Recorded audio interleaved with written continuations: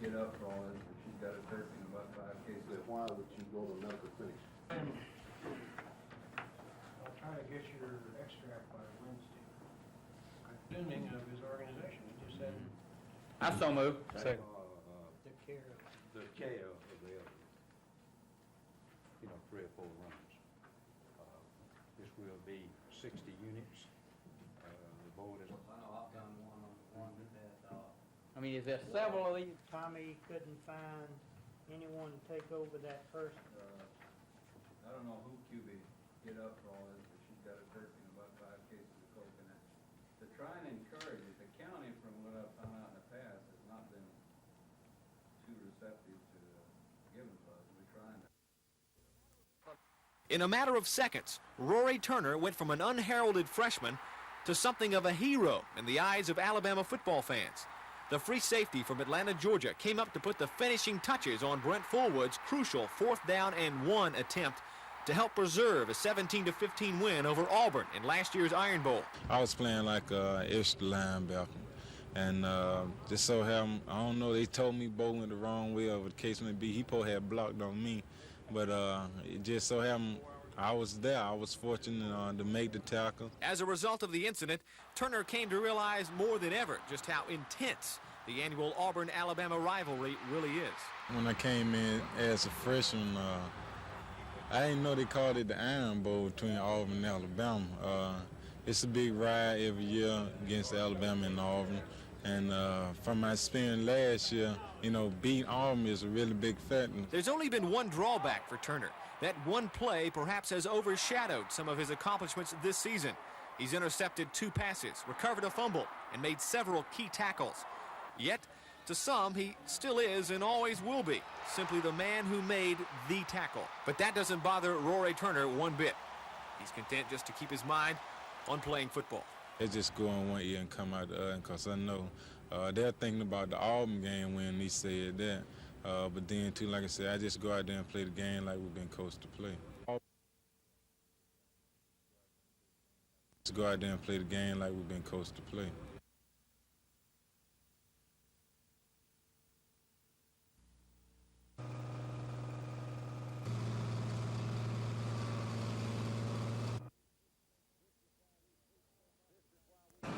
This is why we preach so much about fire safety and precautions in advance, because there were many things that were stored there that probably were the origin of the fire. We haven't gotten to all that yet.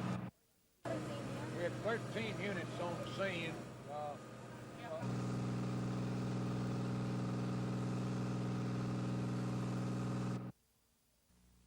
the J's up there down on that table, so as we call out that way, it'll make it so much easier for people. Some people like to have less to do.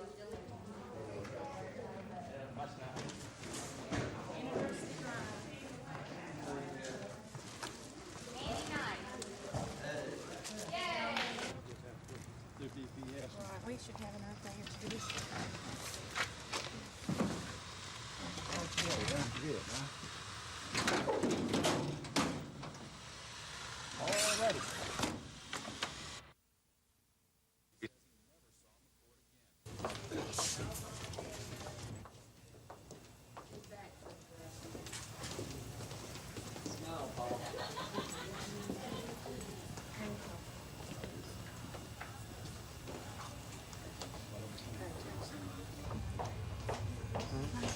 Yes, you can. Go ahead.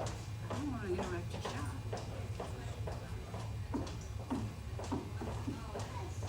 But I can't wait. I don't know when the decision is. In circuit court today, defense attorney Paul Cooper said Murray shouldn't be sentenced to death because he was, quote, not a cold-hearted, cold-blooded killer. Cooper said Murray was remorseful about the killing of police officer Mary McCord and shot her only in the heat of passion after she and her partner drew their guns on him. Cooper said Murray's crime wasn't heinous and asked Judge William Gordon to sentence Murray to life in prison without parole.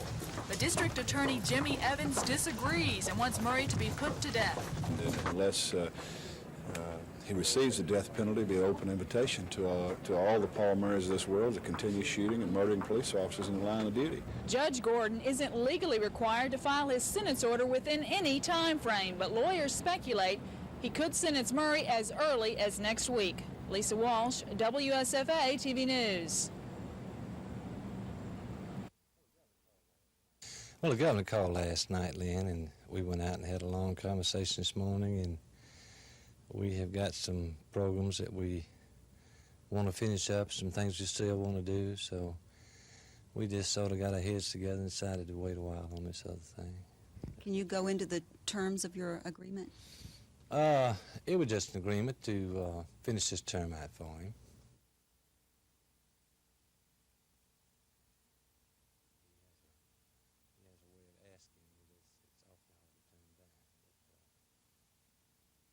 We've always had a good relationship, and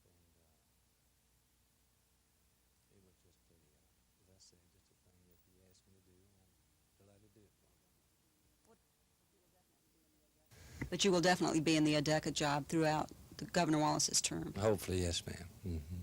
And then when that is up, do you see yourself going to work for the Education Department? Very possibly, very possibly. Education, as I said, has made me a very, very good offer. They're a bunch of nice people. The Education Board's a nice group of people, and I am to meet with the Chancellor and the Vice Chairman, Mr. Tyson, next week, and we'll sit down and talk further about it.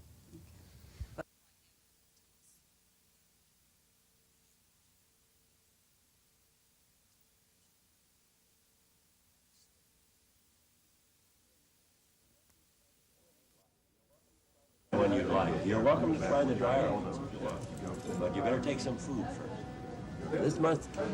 This muscat will sell in a retail store for about $7.50. Pretty reasonable for Hey, you work all the time. Yeah, that's it. Don't answer that. What are you doing later? Where in Birmingham gonna be tonight? Birmingham Comedy Club. Oh. It's a slow day at the Welfare Agency's County Operations Department. The workload is lighter. Some employees are on leave, just part of an average day since the reshuffling plan was approved last month. These workers are some of about 95 employees considered lower-level workers whose jobs will be abolished when the reorganization plan is implemented in 2 weeks. They'll be transferred either to a county or state P&S office, but it's anticipated that none will be forced to relocate. Still, the workers have mixed feelings about their future in the department. Some haven't been told about their new jobs, which for most will be at a comparable salary and position. There is a reluctance to be transferred to county departments because of the, there's limited advancement opportunities to county departments.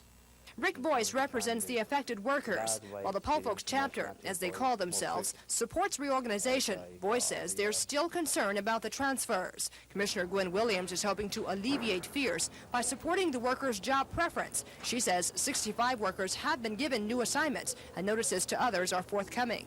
Commissioner Williams admits it may be difficult to place some workers, but she says all will be adequately accommodated.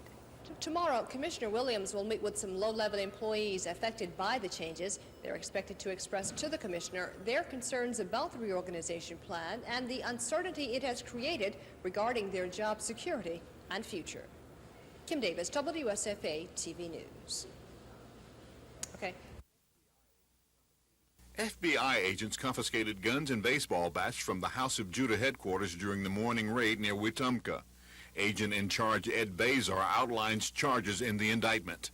The indictments charge the individuals arrested with involuntary servitude, in which they intimidated, held against their will, and injured a number of young children who were children of cult members who followed the teaching and the philosophy of the prophet, who was one of the individuals that was arrested this morning.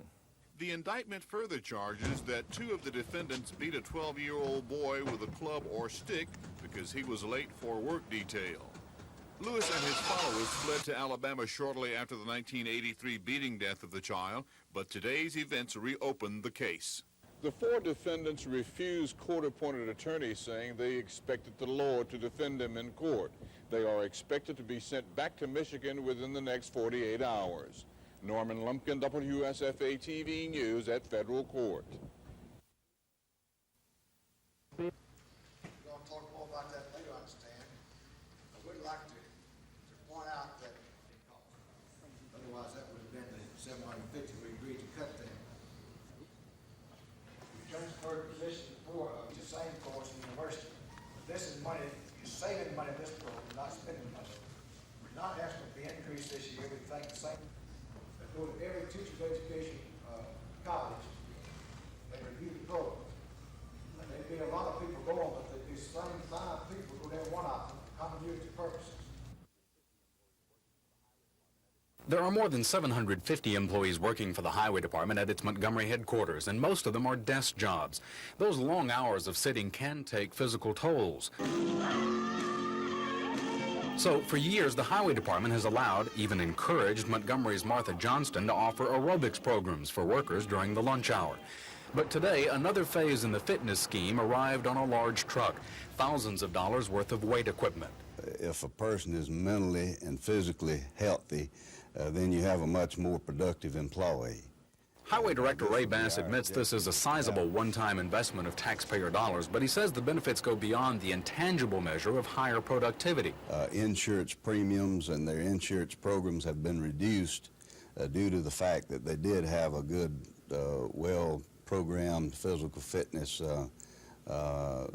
program going.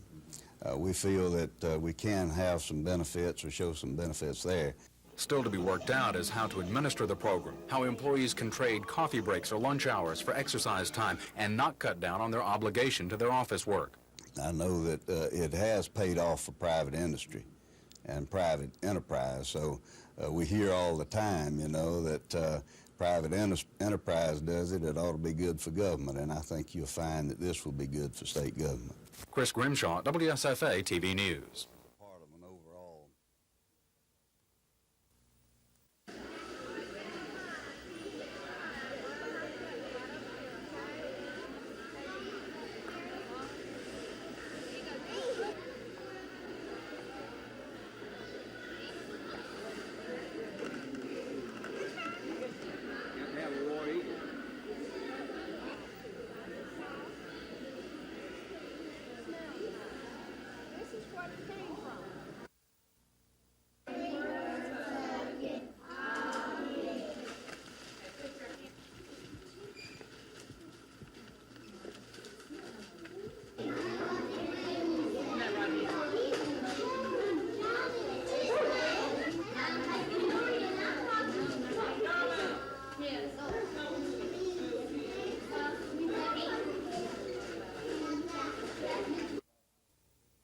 On behalf of our president, Dr. Benjamin Payton, and our athletic director, Dr. Howard Davis, we bring greetings to you this morning and to say to you that we're real proud to be a part of this festive occasion on Thanksgiving Day. We know that just as the Harvard-Yale Classic, the Michigan State Classic, the Alabama State Alabama A&M Classic, this Tuskegee Alabama State Classic is also one of those long-time rival traditional events that brings about a lot of fanfare and hoopla.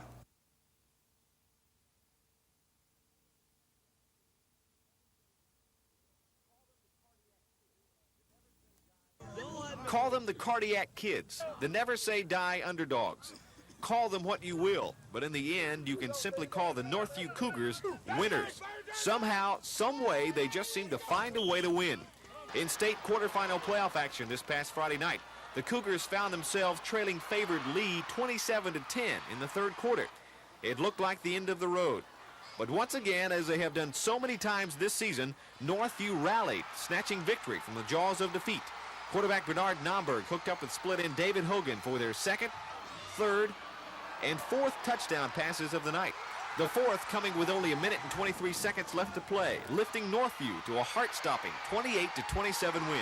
Well, we've been through this all year. We've had 4 overtimes. This has been type of team it is. They don't quit, and they put a tremendous amount into it. And anybody that doesn't quit in anything, you know, in your job or anything, if they keep working and keep working toward the end and keep punching, a lot of times it comes out, you know, great. At this point in time, many are looking at Northview as the surprise team of the playoffs, something of a Cinderella team, now only 2 wins away from a state crown. I don't like to use the word Cinderella, but we're excited about them. It's the team that plays the best on Friday night. That's who gets there.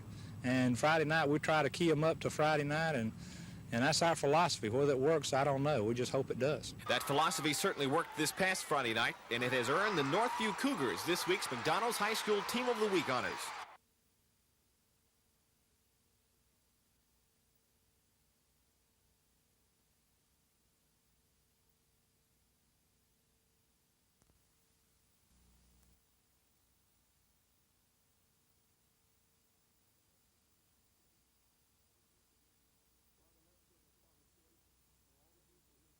Father Hesberg and Father Joyce and all the people here at the university have just been super.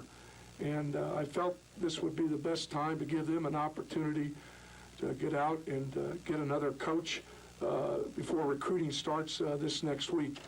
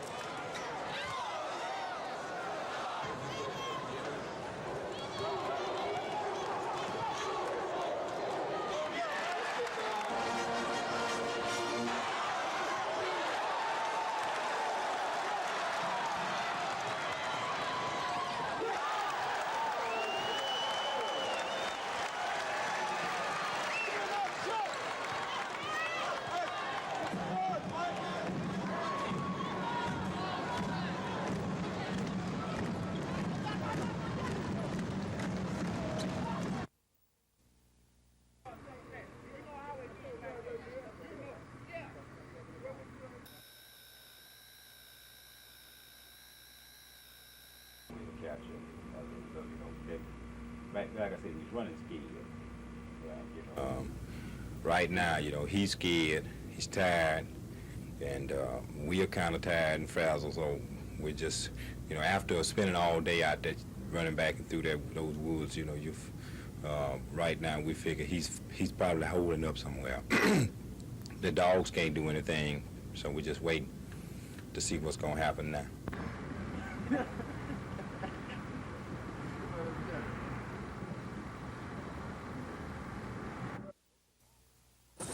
As many as 100 state and local lawmen are combing the Tuskegee and surrounding wooded areas in hopes of flushing Stallworth out of hiding. Authorities are concentrating the search inside the city limits because they say the Tuskegee native may be afraid to leave familiar surroundings. He's going to stay around here. He has friends here. He has family here.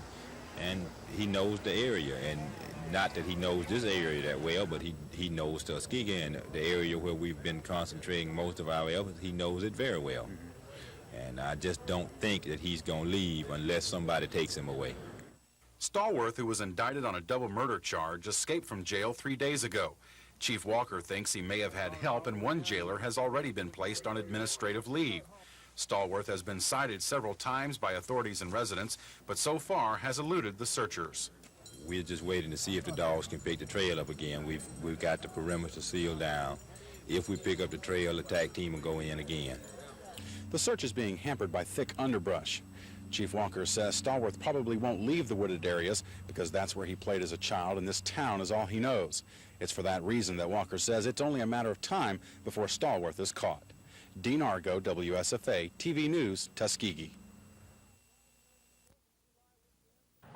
Just like driving over the 4th of July weekend, the Labor Day weekend, Thanksgiving holidays, and the Christmas holidays, there is still one driver who poses the most dangerous threat to us all.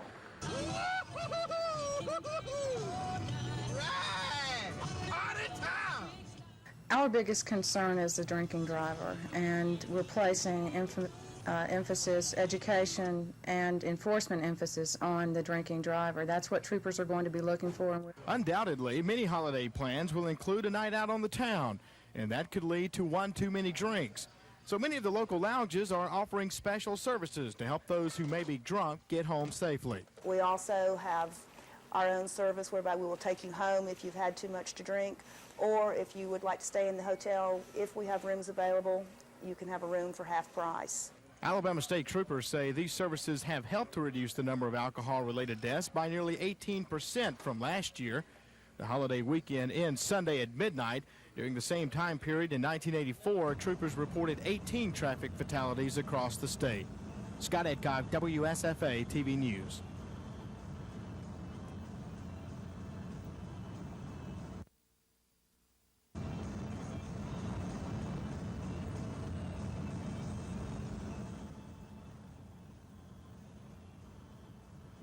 Our biggest concern is the drinking driver, and we're placing emphasis, education, and enforcement emphasis on the drinking driver. That's what troopers are going to be looking for, and we're encouraging all motorists, if they know they're going to be on the highway, not to drink or to designate a non-drinking driver. In addition, troopers will be looking for speeders and other dangerous drivers.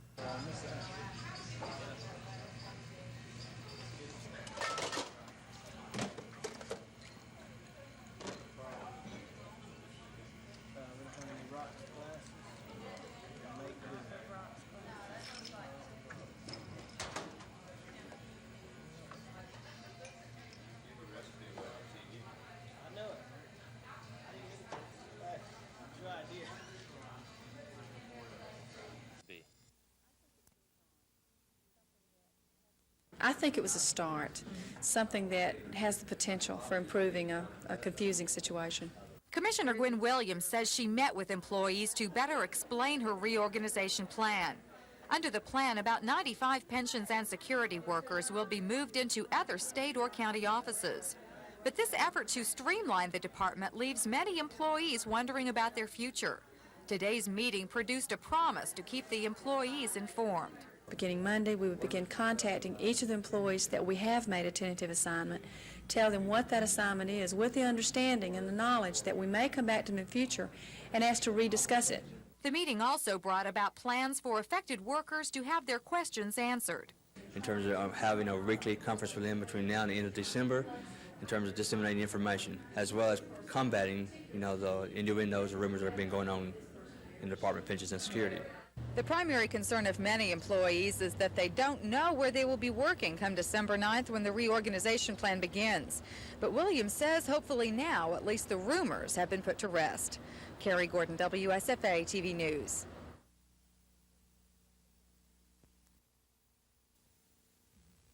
It's a developmental test. We begin at the third grade remedial into tight security. But we're not really testing the brightness of youngsters as such. What we're testing is the minimal skills, and our scores have improved somewhat since '83. For instance, in '83 in reading, for instance, we had 95% of students to pass as opposed to 99% this time.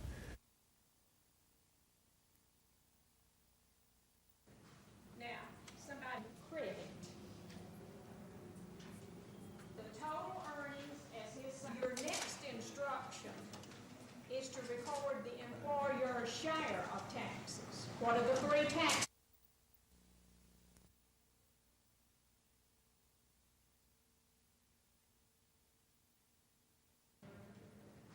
Now, somebody credit.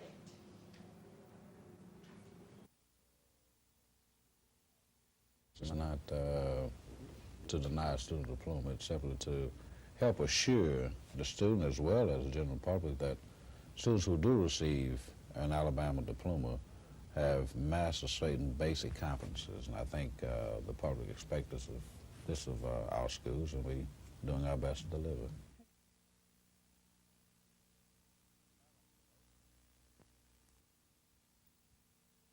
So they go into the 9th grade, which are checkpoints. Beyond each point, there's remediation that go along where it's needed. This does not shape the curriculum. This is only. When the difficulty is put before them of having to furnish a valid address, and it'd be our goal to have a person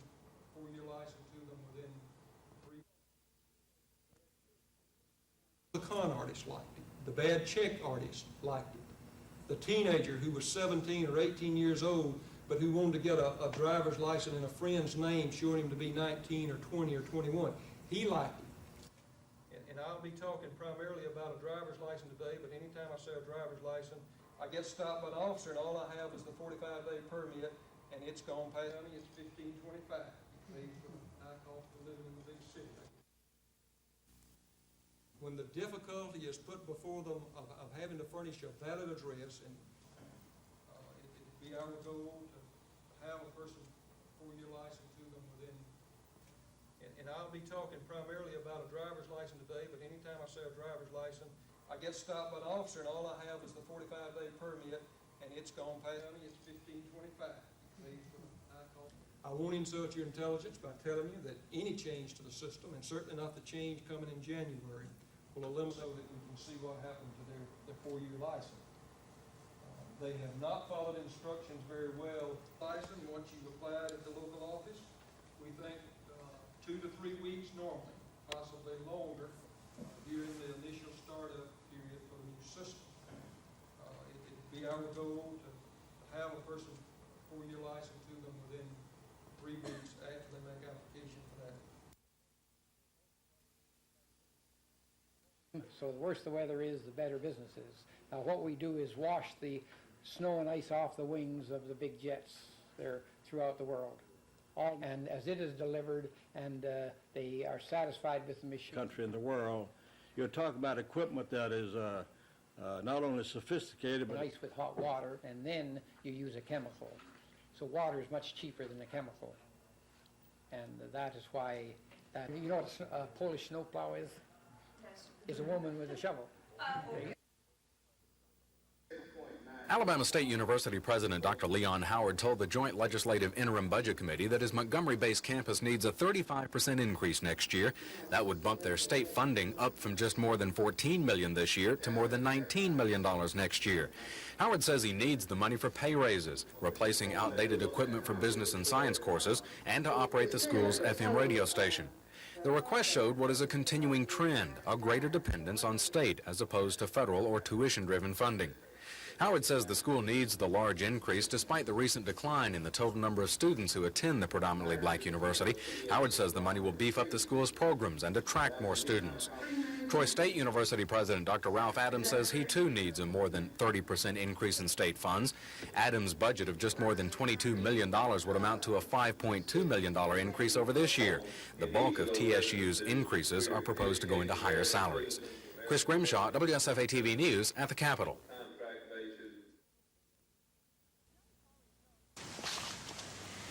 Johnny Carr is known for her civil rights work, for her desire to bring blacks and whites together to build a better Montgomery, and for her community service. Once a week, Mrs. Carr delivers 9 meals to shut-ins, people who can't get out of their homes and who otherwise wouldn't get a hot meal to eat. Okay, you want me to set your dinner right here? Yeah, let's put it there. I don't want to set this milk can out because your stove is on. Well. Okay? Yeah.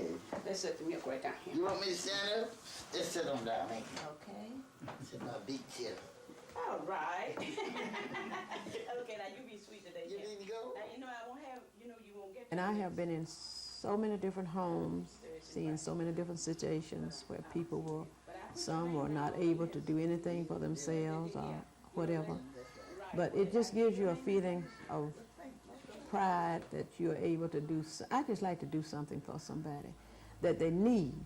Mrs. Carr's involvement in the civil rights movement goes back to 1955 when she first met Dr. Martin Luther King Jr., and she was friends with Rosa Parks, the woman responsible for the Montgomery bus boycott. Her desire for equality took her to court. Mrs. Carr's son Arlen was the litigant that integrated Montgomery County schools. Johnny Carr has seen a lot and done a lot working for civil rights. But is she satisfied today? I had hoped after the movement went as far as it did, and we had to go into court, and all of these things was broken down. It was found out that all this segregation was wrong, and it was, deleted. That by now people would be working together to try to, help make things real good. But it's not necessarily so. We still have a lot of people in the community that are as bitterly against people being together now as they were 30 years ago. So Gina Gregory, WSFA TV News. I had hoped that at this time, instead of us trying to fight to try to gain things, that we would just be working together to make things work as they should be. When you give as close to 100% as you can every day and enjoy it, to me, sooner or later you'll be successful, whether it be financially, you know, whatever. And financial, you know, it's just one measure of success. And June Collier is. In its first year, 1964, her company, National Industries, earned $250,000. Last year, that figure soared to $105 million. And this year, Collier predicts earnings of up to $130 million. Not bad for a woman who began as a telephone operator at the plant in Jackson, Mississippi. June Collier is known as a tough businesswoman, but she has another side. We didn't invite Bill. We did not invite Bill. Anyway, all I gotta do is just walk across. Actually, what I told him this morning was, Bill, sell the horses. We're out of money. She's a mother and grandmother, known as Big Mama to her grandchildren. And busy as she is, Collier still finds time to produce and direct her daughter Andi's wedding. Collier's turning her front yard into a winter wonderland setting, complete with lights and fake snow. It's just a good time to have people have a good time, and when your children get married, you know, that's something to me that's, oh, it's pretty special to me. What about her future plans?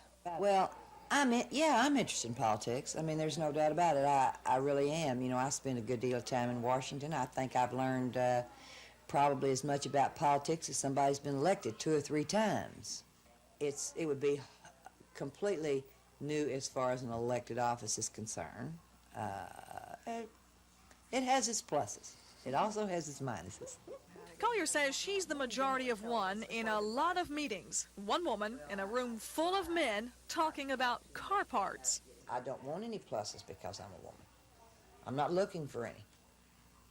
Nor am I looking for any minuses because I'm a woman. I just want to be accepted, and I don't want to be a man. I just want to be accepted for what I am and what I do. Gina Gregory, WSFA TV News. Will do that. When it's, you know, when you conduct yourself in a manner that you're not trying. Jim Wilson talks about borrowing millions of dollars like some people talk about borrowing hundreds. Wilson is chairing Huntington College's 21st Century Fund. He's hoping to raise $10 million for the college. Wilson himself is donating $1 million.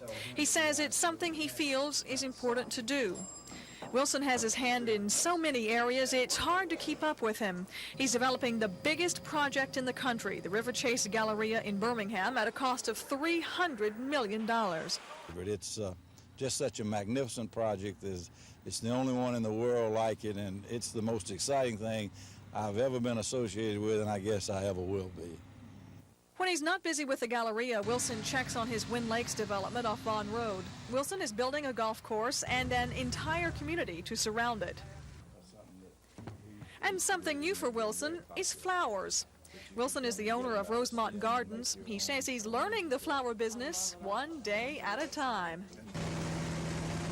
Innovation is the name of Wilson's game. Already he started a flower by the stem system, selling to local florists and in his own shop as well. With all his business interests and his busy schedule, Wilson says it's still family first and foremost.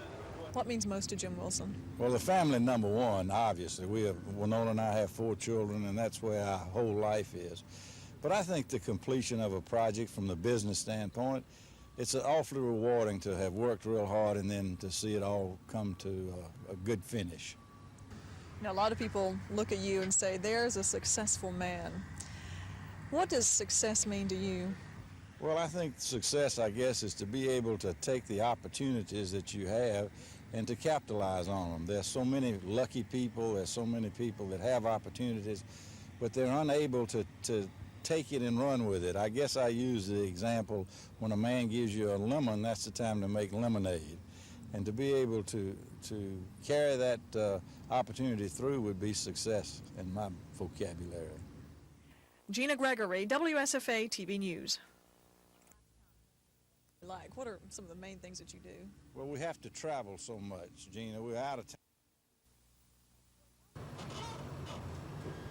When Elmo Tatum's wife, Dixie, died 3 years ago, he says she asked him to check into the way her doctor treated her. After 9 months of checking and no answers, Tatum sued. When she died, I went to this medical board. I got no reaction from them. They just said it was something that happened and, you know, wasn't nothing to be done. Tatum's case was settled out of court, but currently there are more than 1,500 medical malpractice cases pending against Alabama's 5,200 doctors. That number has doubled since 1980, and that makes some physicians nervous. People expect the miracle today, and when something doesn't turn out perfect, when the baby's not perfect, the operation is not perfect, then they look for someone to blame. But attorneys like Howard Mandel say there is no crisis. They know they're going to make mistakes. For years, they have not been accountable for it, at least through the court system. And now they're going to be held accountable just like everybody else in our society. But whether a crisis actually exists, the threat of malpractice is affecting health care. 36% of Alabama's physicians have quit practicing or reduced their services. Obstetrics became a real burden. It became almost an agony. You know, you can do the same operation on two different people, and one will get well and one will go bad. It's not because you did the operation wrong. It's because the body just didn't do right, you know. Terry Stanton, WSFA TV News.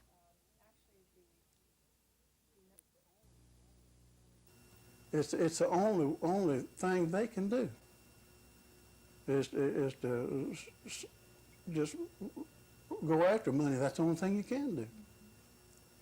It's the only way you can hurt them. Elmo Tatum sued his wife's doctor for several $1 million, and it's the multi-million-dollar cases that physicians worry about.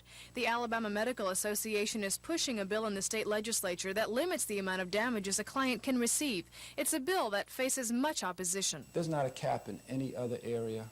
If anybody's driving a taxi cab, if they're driving a tractor trailer, if they manufacture a defective product, there's no cap on that. But doctors say the higher the awards, the higher the cost of health care. The AMA says 25% of the average charge for delivering a baby pays the obstetrician's malpractice premium. All the insurance premiums that are paid are passed on, and they go to directly as a health care cost shouldered by all the people of Alabama. There are over 20 counties in the state of Alabama where there is no indigent care available. To us, this is a horrible state of affairs. I don't think that's a medical malpractice crisis. However, it's more of what I would call an insurance crisis. OBGYNs face the greatest increase in their malpractice insurance premiums. The AMA says that's why 15 counties in Alabama no longer have obstetricians. And they say with the possibility of a malpractice lawsuit looming overhead, all physicians will practice defensive medicine, a practice that ultimately makes the cost of health care more expensive. Terry Stanton, WSFA TV News.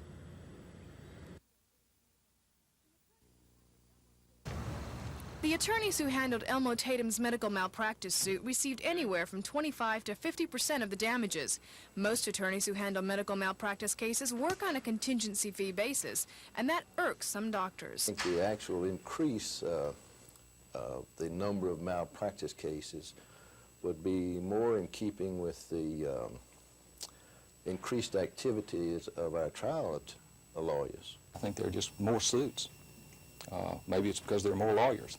Lawyers are very reluctant to file malpractice cases. I'd say in your typical medical malpractice case, the lawyer is going to have to spend anywhere from $5,000 to $25,000, even more in some cases, $1,000. State lawmakers say the medical malpractice problem will be a major issue in the next session. Representative Perry Hooper has pre-filed 2 bills that would increase the burden of proof and might make some attorneys hesitate to file frivolous lawsuits. Can you open up real quick? Physicians say the answer to the problem doesn't lie in court. They say doctors who do something wrong should answer to other doctors. But there are some skeptics. Self-scrutinization is just, I don't think it can work. It's, you know, I hate to say it's like putting the fox over the chicken coop, though. But regardless of how long doctors and lawyers argue who's wrong or who's right, there's still the patient to consider, a patient who's often emotional and trying to find some justice. I got the truth that I went out for. And I would have hated to live the rest of my life without it. Terry Stanton, WSFA TV News. Heading into the 1985 season, Alabama's defensive squad was regarded as potentially one of the best in the conference. And despite some bumps and bruises along the way, the Tide defense has held together, enduring some stiff challenges. However, this Saturday afternoon, the Tide defense will face its stiffest challenge thus far. That challenge will be wearing number 34 and is named Bo Jackson.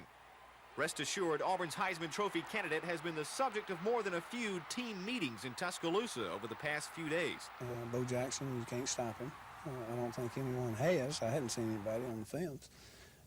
The only hope is to slow him down and contain him. It's gang tackle because, you know, I don't think anybody's going to bring him down one-on-one if he's trying as hard as he can. But as their opponents have found out this season, there's more to Auburn's offense than just tailback Bo Jackson. For one, there's his backup, Brent Fullwood. You know, we got Fullwood, and, you know, Bo will be gone next year, and he's going to step right in where Bo left out. You know, he's not as great an athlete as Bo, but, you know, he's a great athlete. All in all, perhaps Bama's defensive tackle John Hand put it best when asked if he had any messages for Auburn's offensive squad. That it's going to be a long day for both of us, on both sides of the ball. Reporting from Tuscaloosa, Mark Thornhill, WSFA TV Sports. I'm not a miracle worker. I'm not a genius. I don't lay any belief in the fact that we are going to be successful because I'm here. The only chance we have is for the students and the athletes and the priests and the nuns and everybody that's followed Notre Dame to pull together and understand that there's great parity in college football today. And while we do have fine athletes here, other schools have fine athletes. And the margin between winning and losing is very small. I don't lay any belief in the fact that we are going to be successful because I'm here. The only chance we have is for the students and the athletes and the priest and the nun. I threw the ball to Chris Woods on a post route. Jeremiah Castile intercepted the ball, and I'd gotten knocked down after I threw the ball. And I got up and I wanted to just bury my head in the turf. I mean, that was the worst feeling I'd ever had in my whole life. And I looked toward the sideline, and Coach Dye's on the field about where the numbers are, screaming, pointing down the field, and I looked, and there's a yellow flag. And I was playing that day. That was a hotly disputed call. Yes, it was. Very hotly. That guy on the other side of the field was on about the hash mark, too. Right.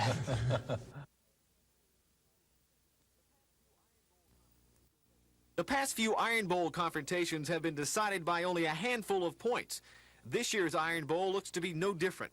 That being the case, the often overlooked kicking game will once again be crucial. And Saturday afternoon, two of the very best kickers in the entire nation will be spotlighted. Senior punter Lewis Colbert of Auburn and junior place kicker Van Tiffen of Alabama. Both are walk-ons. Colbert walked on in the fall of 1981, and he's enjoying his finest year yet, averaging 45.3 yards a punt. That ranks him fourth best in the entire nation. I'd have to attribute that to staying up here this summer and lifting weights and running and a lot of kicking. This is the first summer that I have stayed, and evidently it made a big difference. And he could most certainly make a big difference Saturday. Tiffen should be no less important for Alabama. Though he missed two crucial field goal attempts in a 14-14 tie with LSU, he still had a great year, and he hasn't lost his self-confidence. I feel confident going into it if it came down to that situation. I hadn't done that well in those type situations this year, but I think I learned a lot in those situations and should be able to handle it if it comes up again. He, too, knows his role will be vital Saturday. Physically, they will perhaps be the smallest players on the field this Saturday afternoon, but in reality, they might very well be two of the very biggest contributors to the outcome.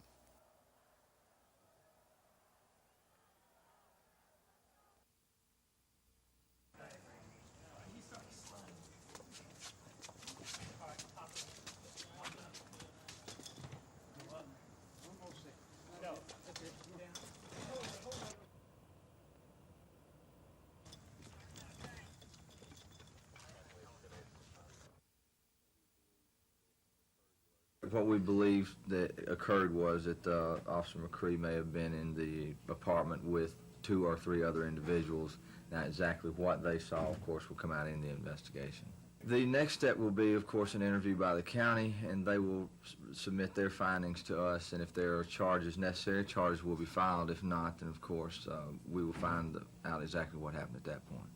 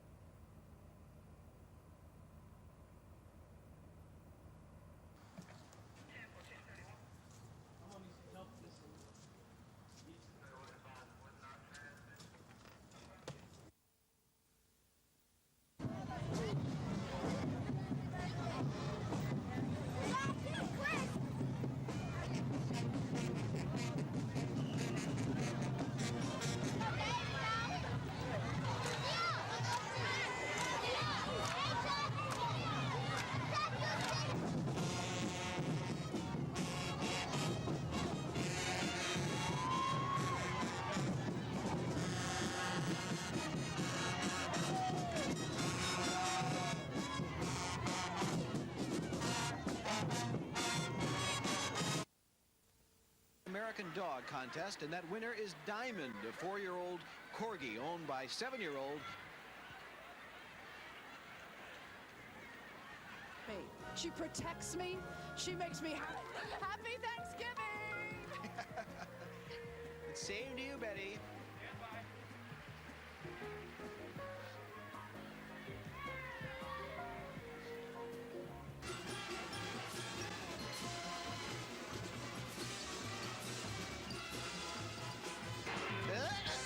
I can't do that. Also, for those of you who keep track of who started.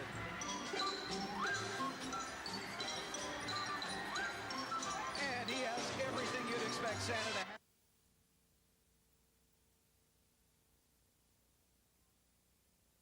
Purify the lives and the lips of those who speak here, that your word only may be proclaimed, and your The sparrow has found her a house, and the swallow a nest where she may lay her young.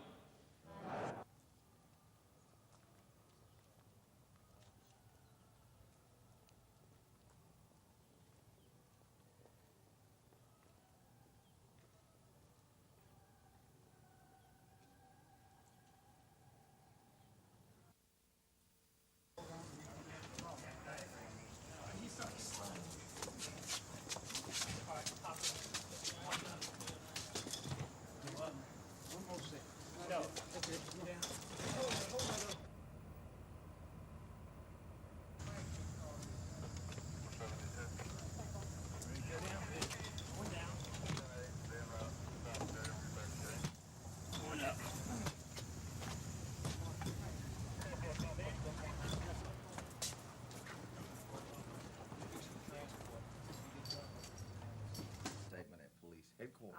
That must have been. It's in your press release also. The map is only one record of 11 unidentified victims of suspected foul play whose remains have been discovered in this state. Officials in Alabama say Baldwin County is trying to identify 2 bodies, and Tuscaloosa County officials have the same number. It's a painstaking job. Sometimes years pass without a lead. Rochelle Baker is said by co-workers to be the best in this business of tracking down victims nobody seems to know. One of her cases involved a 9-year-old double murder that occurred in Sumter County, South Carolina back in 1976, 9 years ago. A young white male and young white female were killed by multiple gunshots. Authorities say the bodies were found lying alongside I-95 and South Carolina Highway 341 in Sumter County. They were killed August 9, 1976. 9 years to the month, August 15, 1985, a phone call to South Carolina officials triggered what may be an Alabama link to the mystery. I received a telephone call from the Sumter County Sheriff's Department, Sumter, South Carolina. The officer that telephoned said that recently he received a telephone call from an unidentified truck driver who witnessed these 2 people being shot.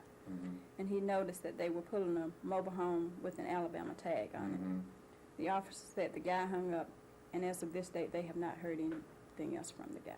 So far, there's no record of a missing persons report on the two from Alabama back in 1976. But authorities in Alabama and South Carolina hope the truck driver will call back. Norman Lumpkin, WSFA TV News reporting. We appreciate y'all doing this, and we hope you get enough to eat and don't fall asleep this afternoon. Don't eat too much. Somebody start.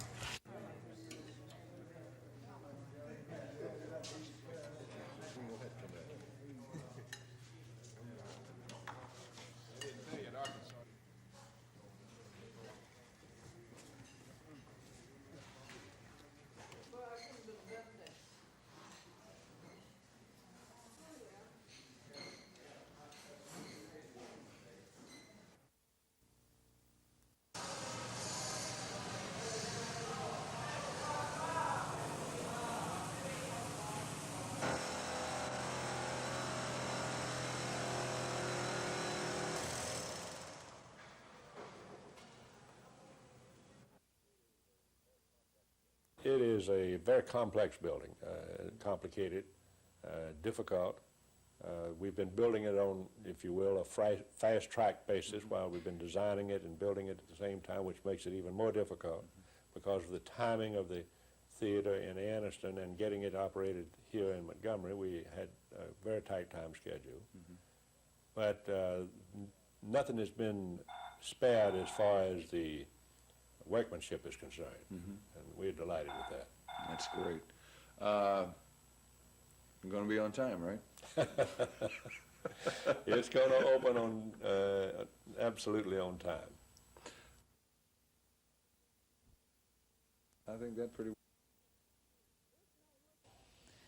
This may look like a typical school, but what happens inside 80 of these classrooms is anything but typical. 120 students here don't sign up for classes, they audition for them. Okay, let's take our bow and let's put it at the frog. 5, 6, 7, 8, 1. 5 days a week, students in 10th through 12th grades are bused from all over Montgomery County to Carver High School to take advantage of 2 hours of concentrated study. Concentrate, because you're doing really well. I'm real proud of you. The teachers are exceptional, and so are the students, whether it be classical guitar for a future virtuoso or violin lessons for raw beginners.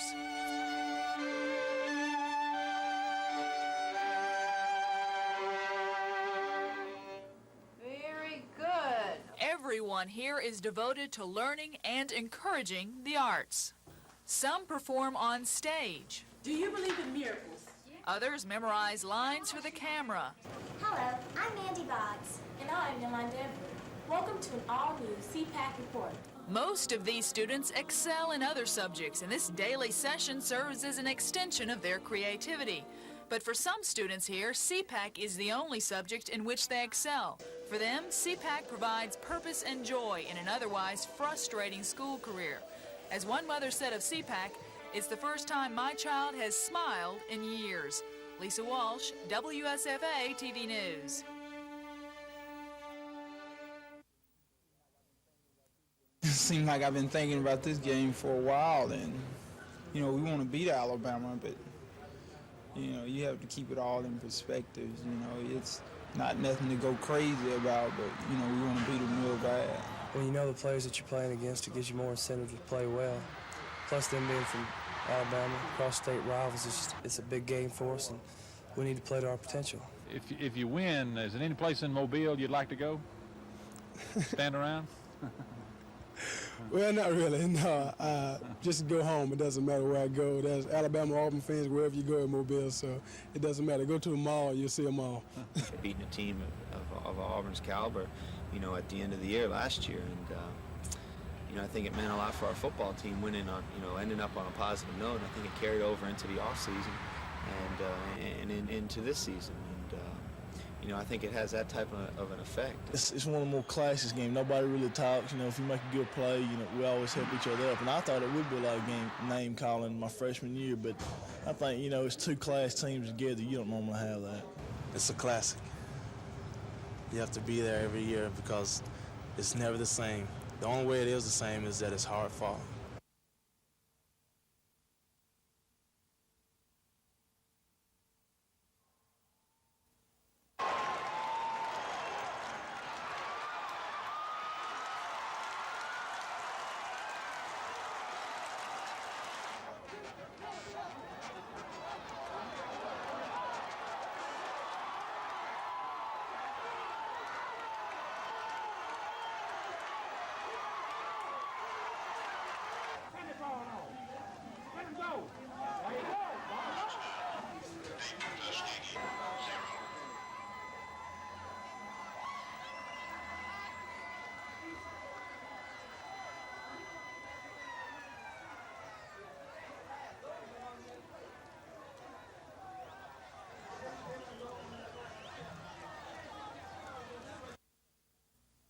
To be sweating, pal. Let me tell you, a public proposal to Felicia Ayers out. Hey, Ahmad, you got to be sharp. Get that little piece of Kleenex off your chin. Well, the man is falling apart. In the days prior to his proposal, he was easily one. Yes. Yes. Yes. I'm cool. But you know, I'm starting to feel some of that momentum that the Detroit Lions have out there. I guess in my best Dick Enberg impression, oh my.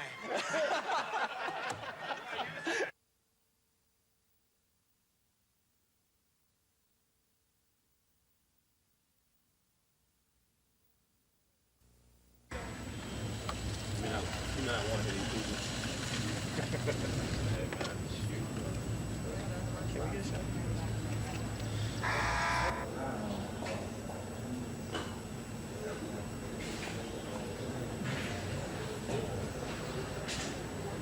Particular jail would have cost well over $50,000 to bring it up to the standards, and we've now brought it to the standards using free labor and with the help of the county commissioners.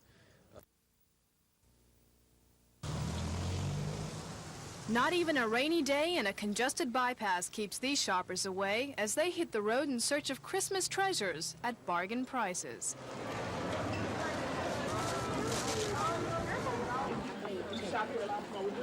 Just trying to take advantage of the sales and find some clothes. I just hold the package and let them do the shopping. And with the treasures come the surprises. What are you carrying in the bag? Oh, I can't tell you because this is my mother-in-law's present right over here. Store managers are naturally elated at the strong turnout of this, the second biggest shopping day of the year. 1985 has already been good, but they say they expect the Christmas season to sweeten the pot. Business is great. A big turnout for today. Store managers say the selection is good right now, but if today is any indication of the rest of the shopping season, you'd better hurry. It's only 26 shopping days left. But for some, 26 days worth of hustle and bustle is long enough. They like to shop better than I do. I shop too much, my back hurts. But what about the surprise package? Well, now I can tell you, we got her some... We don't want to spoil any surprises. Terry Stanton, WSFA TV News.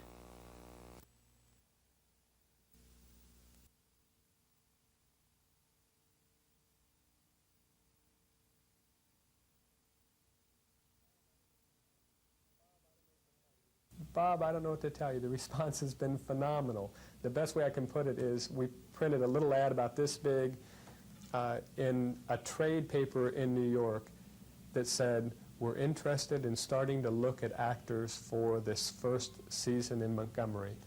And for 9 days afterwards, the postmen were bringing in huge boxes of resumes and letters of application to be a part of this first season. The response has been phenomenal. There are thousands of people who have written us about jobs from around the United States, good quality people, and they're thrilled. The ones we've hired, of course, are certain that this is the best career move they've ever made, and they can't wait to get settled into Montgomery, Alabama.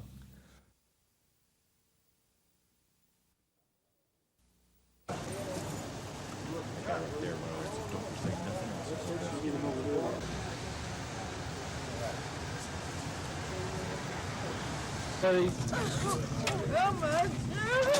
Come on, Mama. I mean, you'll be okay. Okay, Pearlie. Okay. St. Margaret. We come behind you. Roger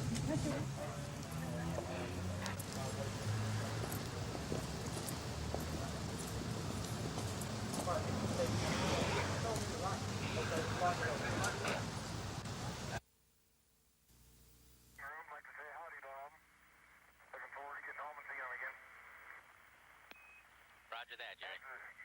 After the second ETA, however. Now, where are your priorities?